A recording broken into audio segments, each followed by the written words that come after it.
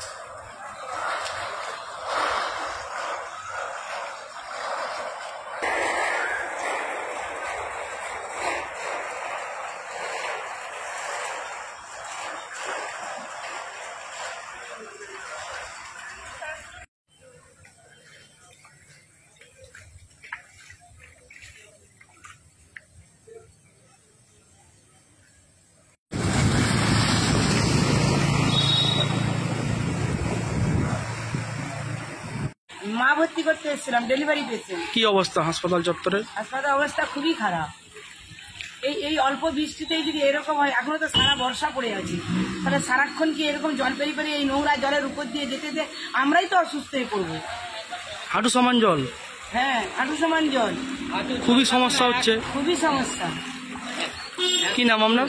আমার নাম অনুপমা মণ্ডলকর। এই মুখ্যমন্ত্রী এই টিএমসি কালকে রাত থেকে আমার ছেলে এখানে ভর্তি আছে, এক হাঁটু জল পেরিয়ে আমাকে যাতায়াত করতে হচ্ছে। আপনারাই বলুন, এই রাজ্যে অবশ্যই বিজেপি দরকার। সরকারি হাসপাতাল তো, এটা সরকারি হাসপাতাল এটা।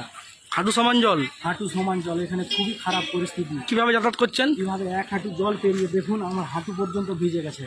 এখানে এমন পরিস্থিতি, সাধারণ মানুষ যাদের বাচ্চা হয়েছে তারা কিভাবে যাতায়াত করবে? এখানে গাড়ি আসছে না, এখানে বাচ্চাদেরকে কোলে করে নিয়ে যেতে হচ্ছে। খুবই সমস্যা। ডেলিভারি যেসব মহিলারা হবে তাদেরকে কোলে করে নিয়ে যেতে হচ্ছে। আপনারা দেখুন কি অবস্থা, খুবই সমস্যা। খুবই সমস্যা। কি চাইছেন আপনারা? এই জায়গাটার পরিবর্তন চাই, আর এই সরকার পরিবর্তন চাই। এই সরকার পরিবর্তন হলে তবে এটা হবে, নাহলে কোনোদিনই সম্ভব নয়। আপনার নাম? দেবব্রত মণ্ডল।